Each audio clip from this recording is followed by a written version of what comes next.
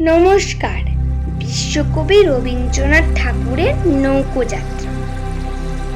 মধুমাছির ওই যে নৌকোখানা বাঁধা আছে রাজগঞ্জের ঘাটে, কারো কোনো কাজে লাগছে না তো, বোঝাই করা আছে কেবল পাটি।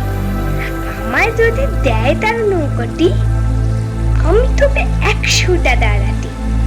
পাল তুলে দিই 4টে 5টা 6টা, মিথ্যে ঘুরে বেড়াই না কোহাটে।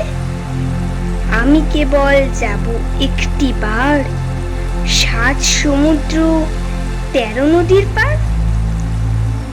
তখন তুমি কেঁদো না মা, যেন বসে বসে একলা ঘরের কোণে। আমি তোমার যাচ্ছি না কচুলি, রামের মতো 14 বছর বনে। আমি যাব রাজপুত্র হয়ে, নৌকো ভরা সোনা মানিক বয়ে। আশুকে আর শ্যামকে নেব সাথে, আমরা শুধু যাব মা 3 জনে। আমি কেবল যাব একটি বার 7 সমুদ্র 13 নদীর পার।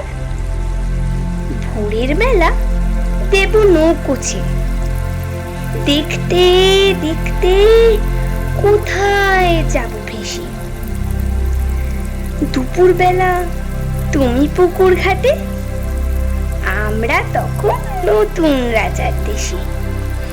পেরিয়ে যাব তীর পুণ্যের ঘাট, পেরিয়ে যাব তেপান্তরের মাঠ।